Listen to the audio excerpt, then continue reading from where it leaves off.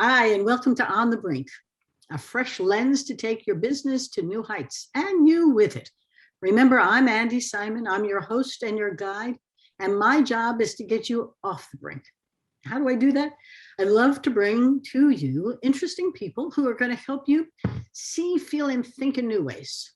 Why? Because unless you see it and feel it, you won't know what it is, and then you won't know how to think about it or do it. But today is a very special day. I have Marie-Claude Stockl with us today. And Marie-Claude and I know each other quite some time. She does some marvelous things I'm going to tell you about. But she's going to talk to us today about her own perspectives of how do we reinvent, not innovate necessarily, but reinvent our companies as we go through this wonderfully fast-paced, changing time. I say wonderfully, most of us are hating it, but I love change.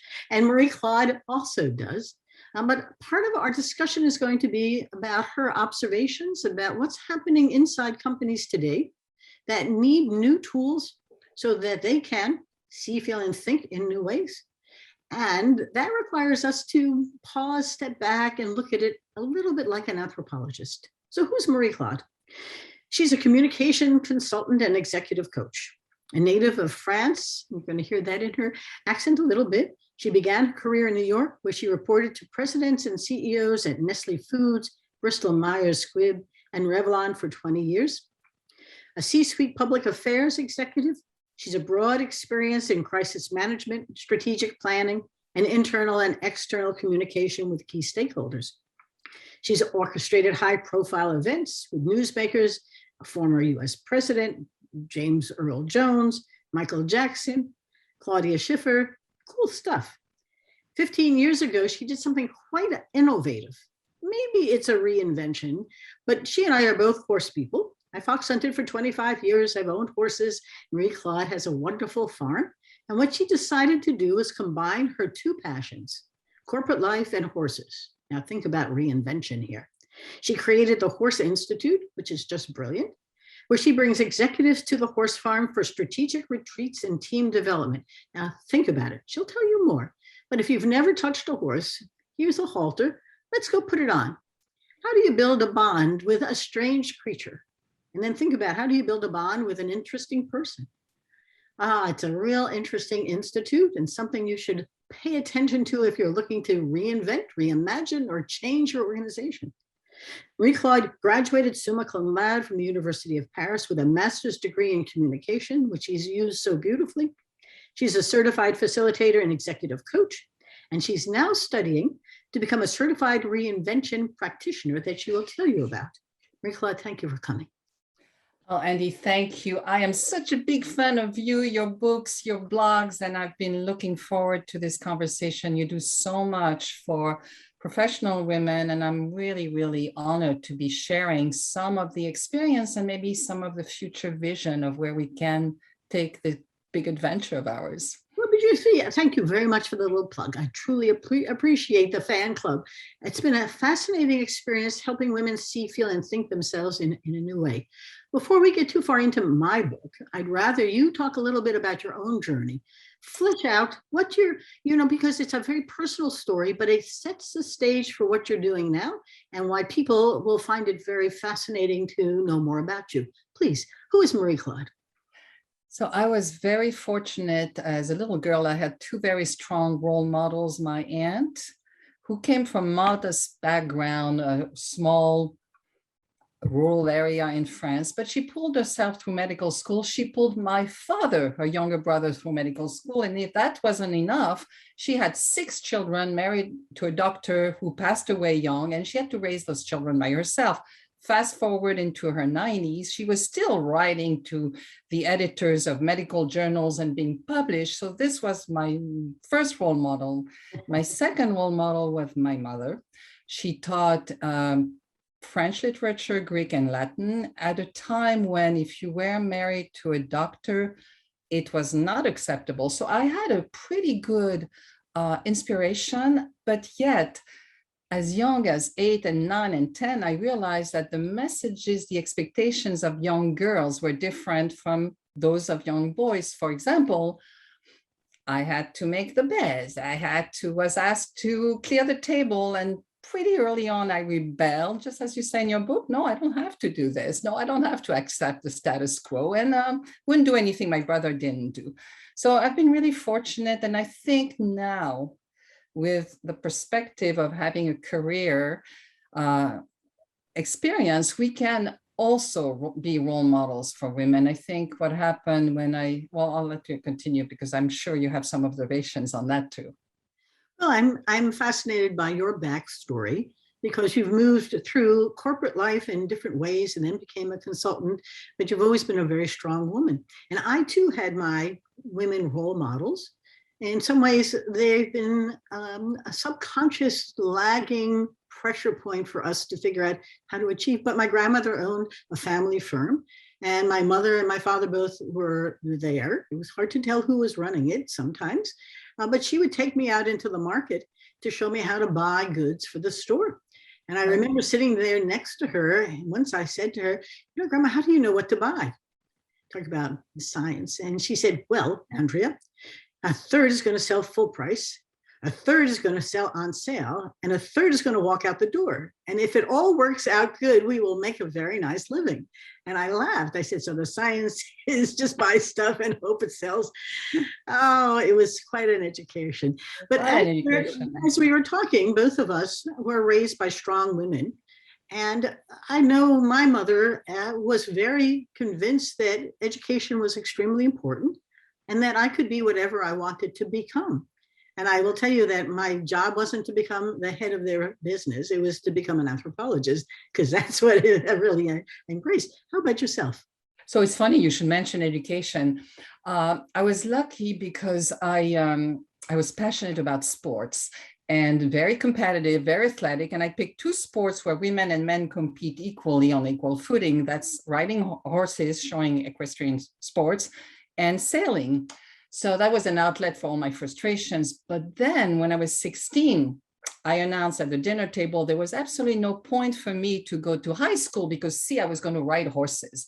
Well, you can imagine how that went over with my parents. And they said, well, you are going to go have a college degree, complete preferably a graduate degree, then you can do anything you want. You can get married, you can ride your horses. So that's what I did. I did get the degree, but then fell in love and moved to New York with a young American who's still my husband today, very supportive. And their reality hit because, again, I met through word of mouth. I knew nobody in New York. And I wanted a career in communication. English wasn't my first language. So it was kind of challenging. And oh, did I mention we also had a young baby? So that was the picture. And back in the 70s, it was a different world. So I was lucky. I ran into women who introduced me to other women in PR. And long story short, I ran into the editor of the PR trade journal, who was quite well known. And he was a man. He gave me some advice along the lines that, you know, you better take shorthand and improve your typing because no woman is going to go in PR without starting as a secretary. Of course, I didn't take that for an answer. And I was able to get a job as assistant account executive and then account executive in a mid-sized PR agency where I had a great mentor. And because I was on television all the time, I ended up, you know, being contacted by headhunters. And that's how I landed my first corporate job at Nestle Foods. And Nestle has been really good to me for 7 years. They gave me 8 promotions. But I'd like to give you some anecdotes on how challenging it was in those days, because I was the only woman manager. Even I know the feeling well. What kind of the anecdotes? You can make your own career come alive in the stories. Share. So at that time, companies were becoming a little aware that it'd be nice to show themselves as having some diversity, but they had only one woman. So I ended up doing double duty, dragging my poor husband to all these black tie affairs, functions, almost every night of the week so that I could show the flag. And it was exhausting. I mean, clearly I did not get much sleep in those days, but I loved every minute of it. And we had our moments. This is going to sound very antiquated, but you're talking back in the 80s. the computer couldn't tell the difference between men and women. So all women were secretaries, and I would get flowers for Secretary's Day, which sent me in a tizzy. So my own secretary and the other assistants, executive secretaries would hide those flowers, but they did more than that. And that's the point I want to make. They also, when I was promoted, remember, we were making 59 cents to the dollar, not 82 cents to the dollar, which is not 100% yet, but 59 cents. Remember those buttons we carried? So when I was promoted, they had a real problem. They came to me and said, look, at that level, you have your own executive secretary, but I don't think any woman is going to want to work for a woman. I said, well, why don't you ask them? And I did end up with a woman who worked for the VP I replaced, working for me. And then this was the beauty of it. They were so excited to see a woman now reporting to a president. If I was left out of a memo, they would copy it and give me a copy. They kept me in the loop. So when I hear women don't support each other, oh my goodness, I want to bust that myth.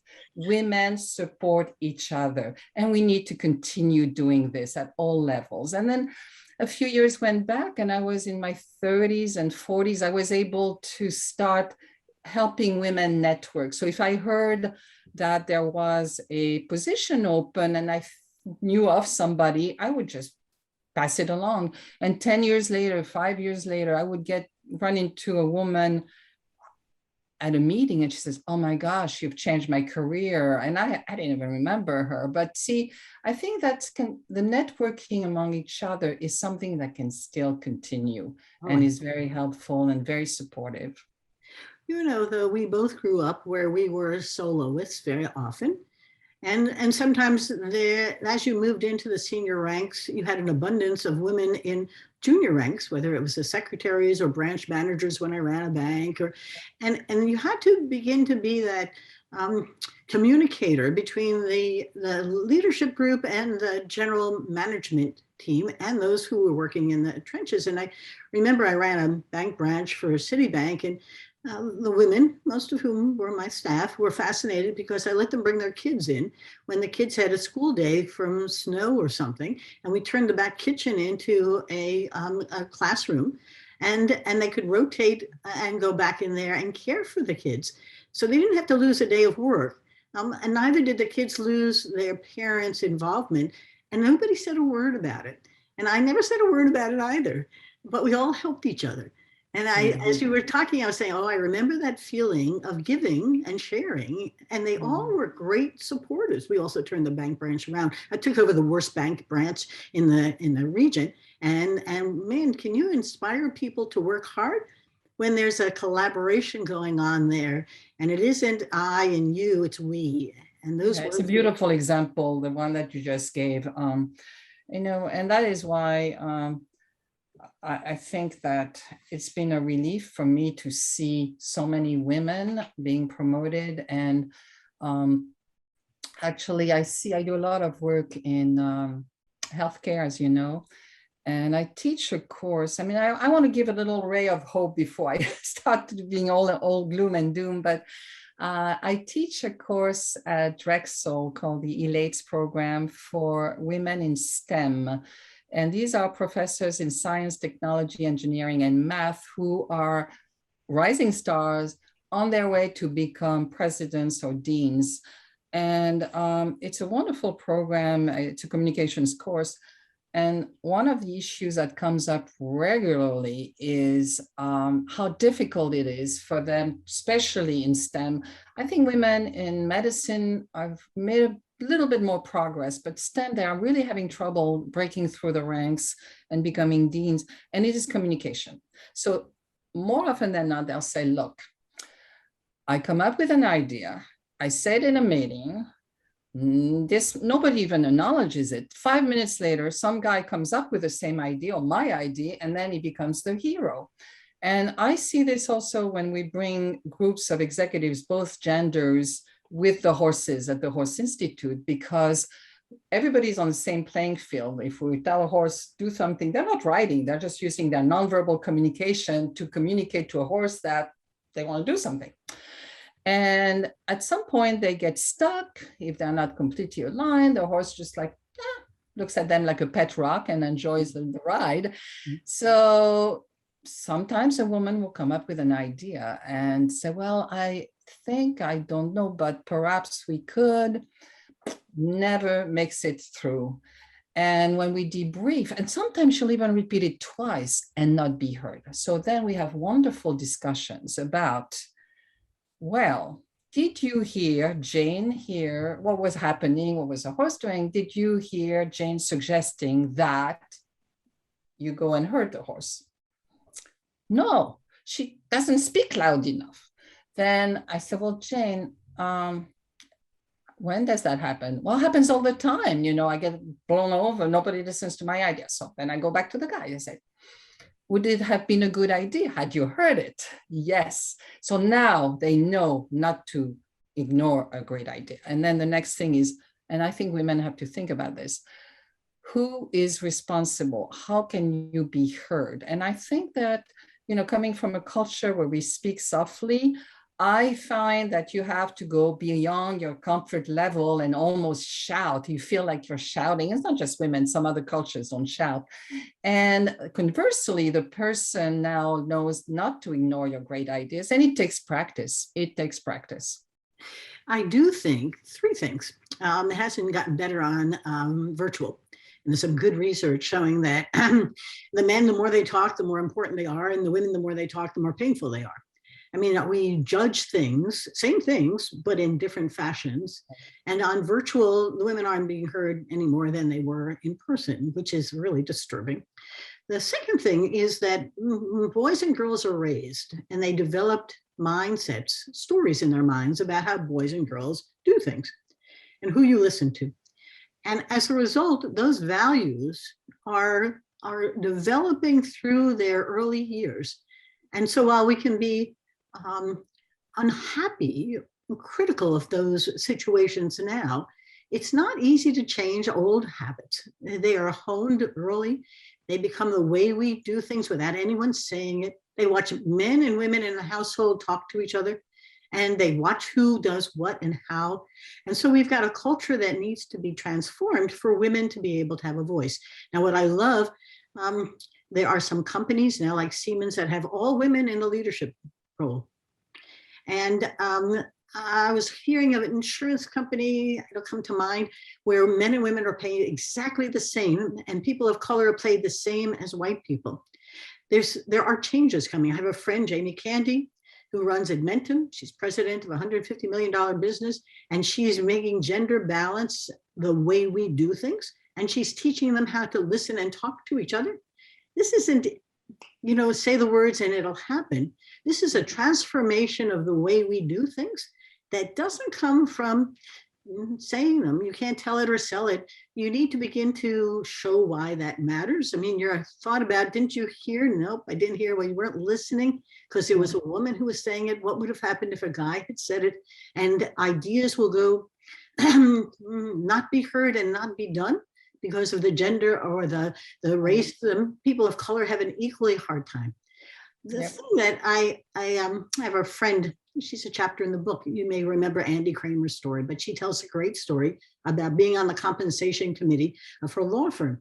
And the men would write their own reviews, and they all climbed the Empire State Building to save the damsel in distress and the company to reclaim $500 million. The women would write their reviews where they all worked well together to find, collaborative solutions to make sure that the company never lost $500 million. The men got promoted and got raises, and the women kept their jobs. Very different values. And there's nothing inherent, bad or good in either, but it truly, if a woman said she had climbed the Empire State Building to save the guy in distress, they'd scratch their head and say, what is she talking about? And it's humorous on one hand, but as Andy said, it was tragic, because where do you begin to change the dynamics? Remember, there are 400,000 attorneys, but only 27% are equity partners. And that's all because of this bad funnel. Now, it's funny you should mention attorneys. I mean, are you sure you read the news? I read, I think it was like 10 days ago, not that long ago, where the Supreme Court recognized officially that male justice interrupt female attorneys and justices more than they do their male colleagues. And he's now going to do something about it, and going to establish some rules and then procedures to avoid that. So there will be changes. There are changes slowly. But just the recognition of it and the Just acknowledgement of it. But remember, the other part of our society is over half the doctors now are women. Half, 400,000, that's 40% of the attorneys, 65% of the accountants are women. There's more women are in college than men. More women are graduating college than men do. So if you just take the dots, and that was part of the reason for writing the book, if you just take the dots, there's a sea change coming. You might not notice it in the number of CEOs in Fortune 500 companies or the amount of VC money that are given to women, like 2.8%, but there's something coming that is well worth us paying attention to because it's bigger and it's societal and it's cultural. And we're sort of, I won't say at the end of that transformation, we're at the beginning of the next one. But to your point, mentoring other women, networking with them, this is a time for us to help others move through this transformation and see its possibilities. And I have a hunch you're doing the same. Yes, and it's funny you mentioned female doctors. For 10 years, I've been teaching a course through the American Association of Medical Colleges, AAMC, for new deans of medical colleges. And lately, last 2, 3, 4 years, I've been seeing new women, dean who are women. In my last cohort, I had 3 female surgeons. They were so inspiring and it was fantastic. So yes, there is a gradual change and we need to celebrate that, not always live in the past and wonder if all the work we've done was for naught. It wasn't. We need to help others pick up the ball and not get discouraged. No, but I don't. You and I are optimists, and we do see the upside. I always, there was a line in my book that my proofreader pulled out. She said, it makes me think it was a joke. I was an executive in a bank, and I go to board meetings with 49 men and none in me. And we didn't say anything, neither the nun or I. And we attended and we appeared. And we diversified and we had a role to play, but it was no worth trying to say anything. And it was always, so these are growing pains that I feel profoundly, and it's interesting. You, though, have a new business developing and this coaching and this reinvention. Talk a little bit about it, because I'd like the listeners to know how you're reinventing yourself. Yes, I'm no exception. The pandemic has forced me to step back and think about what's working, not working in my life. And a lot of things are working. But what's changed are the client's needs.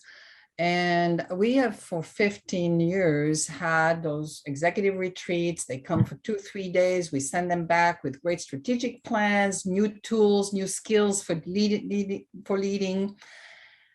But now the biggest change has been the life of the cycle of a product or business model, which is getting shorter and shorter and shorter. So whereas 75 years ago, last century, you could have the same business model, the same product for 75 years and make some tweaks and improvements, but you definitely did not have to reinvent your business. Now, in the 90s with technology, that life cycle became 15 years. You really have to reinvent your business every 15 years, and now it's 6 years. So the interesting part about this is how companies can address that. It was okay in the old days to have the CEO either hire a consultant and do a project, an innovation project, and manage that. But now the CEO cannot really humanly both run a company that's growing fast and also start thinking about the next iteration of the company. So CEOs are hiring reinvention officers, and the key to the success, I believe, and I'm only in the process of being certified, what's exciting is that it's a little bit different from innovation. It's quite different because if you talk about innovation, a lot of companies are trying to do this, but the problem here is very few people are innovators. I believe science research studies suggest that only 2.5% of all of us are true innovators.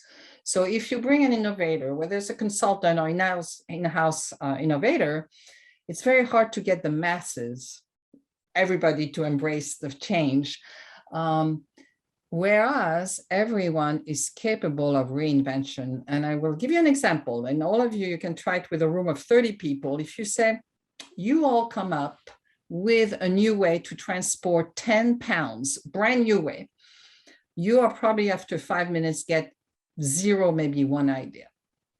However, if you ask the question a different way and you say, can you come up, all 30 of you, with a way to improve your backpack? You will have 30 ideas and they will build on each other. And then you have allowed people to say, okay, it doesn't have to be perfect, but I can have good ideas. Now, this is only an example to show that there are a number of ways you can start having a culture of reinvention at a time when, things, and I'm reinventing my own business. I'm trying to preach what I practice, what I preach. So that's why I wanted you to share it, because that's exactly, each of us have evolved through our careers by not being stuck or stalled, but by reimagining ourselves. My first book, On the Brink, Fresh Lens to Take Your Business to New Heights, was about how anthropology helps a business get stuck or stalled change. And the 8 case studies in there were 8 clients who had come to us when they were stuck or stalled and had to change. And often, to your point, the ideas were all around them. The problem was that their brains, their minds, saw their business this way, but that was good when you had 70 years for a business. And all of the ideas were floating around here, and your mind just discounted them because it didn't fit the story of what we do and how we do it. And all of a sudden they discovered if they just looked on either side, they didn't have to create a new sandbox. They just had to think about all the edges of what's there and begin to see how it could move the business in new fashion. But as you know, I'm a blue ocean strategist, and blue oceans are creating new markets as opposed to competing in them.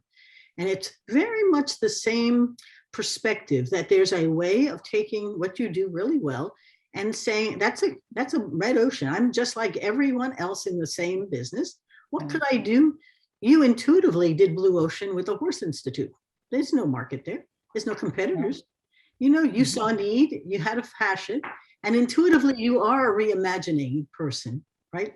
And in fact, I love the fact that now we are more competitors and more people are doing equine assisted learning. I mean, I became the president of an international association and just attended a conference in Arizona for 3 days of that association, where our keynote speaker was a remarkable neurosurgeon, Dr. Steve Peters, who wrote a book called Evidence-Based Horsemanship. But basically, we spent 3 days of instant thinking of how people learn. Yes. And how horses learn. And I'm marrying the two because some of the things that horses teach us, nonverbal communication, how to organize a herd effectively for the greater good rather than survival of the fittest, all these things are coming together quite nicely.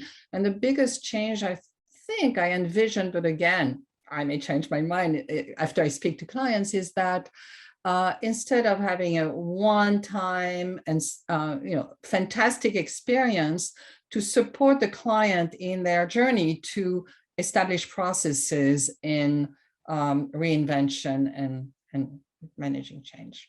So. This has been such fun. Since both my granddaughters are very successful horse people at 12 and 14, and both of my daughters are extraordinary horsewomen, and my husband and I are both horse people, and we get it. But if you don't know horses well, you're missing an opportunity, whether it's at the Horse Institute or talking to Marie-Claude about how a cross-species relationship can open you through the senses to what's possible, and to see yourself. Remember, I'm an anthropologist. I want you to see yourself through a fresh lens, step back and begin to see what this can actually do to help you see, feel, and think in new ways. So let me wrap up today. Marie-Claude, if they'd like to get a hold of you, what's the best place to do that? So I would love for them to go to the website, thehorseinstitute.com, and they can either download the brochure to go deeper into how we work with the horses to help companies perform better, or ask me for a hard copy. And my contact information is on the website, mc@thehorseinstitute.com. So you can reach me through the website. And you'll love the conversation as I do. Well, for all of you who come to our podcast, thank you for coming to see us or to hear us. My fans are really there. You are great. And Psychology Today is having an article coming out that Michael Stein is writing about why On the Brink is a cool podcast. So share it away. It's a cool podcast to have conversations with neat people so you can help them get off the brink. And that's what we're trying to do. My 2 books are out there, Amazon, Barnes & Noble, and they will make you feel good about what you're doing and how to do it better. And so share them. We're sharing people these days, so it's been a pleasure. Remember, you can send me your ideas at info@andysimon.com. And all of this is available on all the Spotify and iTunes. And you can find us on our website, andysimon.com or simonassociates.net. So come and join us. Enjoy. And send me who you want to talk to, like Marie-Claude. Thank you, Marie-Claude. It's been such fun. So we're going to say goodbye. Goodbye, everybody. Bye now.